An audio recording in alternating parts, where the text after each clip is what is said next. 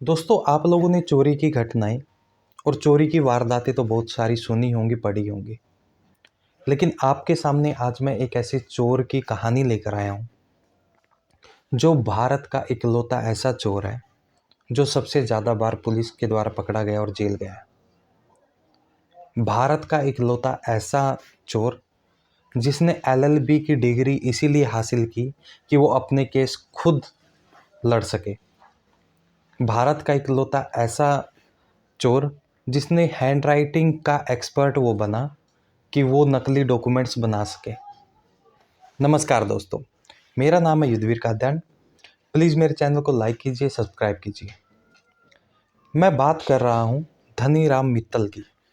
धनीराम मित्तल जो कि हरियाणा का रहने वाला था और 24-25 साल की उम्र में ही चोरी करना उसने शुरू कर दिया था। हाथों में ऐसी कला कि चंद सेकंडों में ही गाड़ी चुरा लेता था।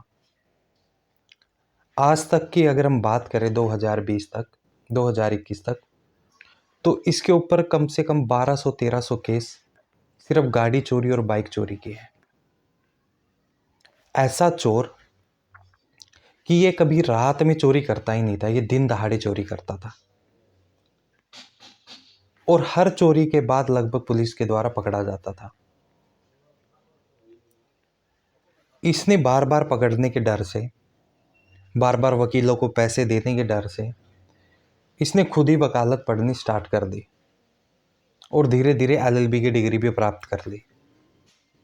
ये एलएलबी की डिग्री इसने कुछ करने के लिए, लोगों का उद्धार करने के लिए नहीं की थी। ये खुद अपना केस लड़ना चाहता था कि जो वकील होते हैं उनको फीस ना देनी पड़े, उनके चक्कर ना काटने पड़े। हैंड राइटिंग एक्सपर्ट बन गया ये, उसकी डिग्री प्राप्त की जिसमें नकली डॉक्यूमेंट्स बना के गाड़ियों के बेच सके। आपको जानकर हैरानी होगी, एक जज के सामने जब इसको पेश किया गया तो इसको धिक्कार कर जज ने बाहर धकेलने के लिए बोल दिया गया कि इसको मेरी कोर्ट से बाहर करो। ऐसा क्यों? क्योंकि वो कम से कम पिछले 6 महीने में 10 बार उस जज के सामने अलग अलग केसों में आ चुका था। जज भी इसको देख देख के फ्रस्ट्रेट हो चुका था और अपनी फ्रस्ट्रेशन उसने ऐसे निकाली कि उसको बाहर निकालने के लिए बोल दिया और इसी का फ़ायदा उठा के ये वहाँ से भाग निकला। इसने पुलिस वालों को हवाला दिया कि जज ने ही तो बोला है मुझे बाहर जाने के लिए। जब इसका नाम पुकारा गया तो पुलिस वालों के तब हाथ पैर फूले, तब इसको ढूंढना स्टार्ट किया। तब तक तो ये निकल चुका था, ये वहाँ से भाग गया।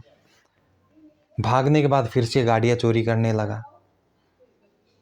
एक वाकया इसका आज तक भी मीडिया में याद किया जाता है, मीडिया में आज भी खबरें आती हैं कि झज्जर कोर्ट में एक सेशनल जज था, उसको इसने अपने जाली कागजात बनवा के उसकी छुट्टी के, उसको छुट्टी पे भेज दिया 2 महीने की, और उसकी जगह खुद आके बैठ गया।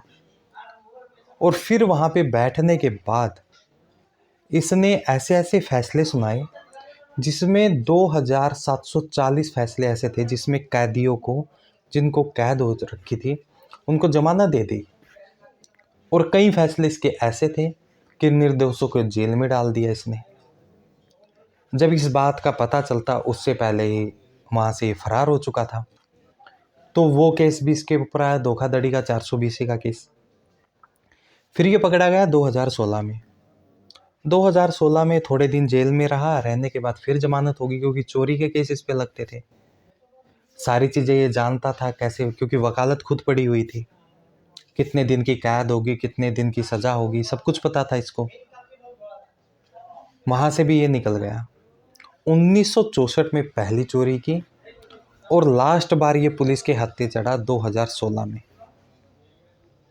आप समझ सकते हो कि लगभग 50 साल का इसका चोरी का करियर, वो भी पुलिस के बीच में है, जिसमें पुलिस रिकॉर्ड में है।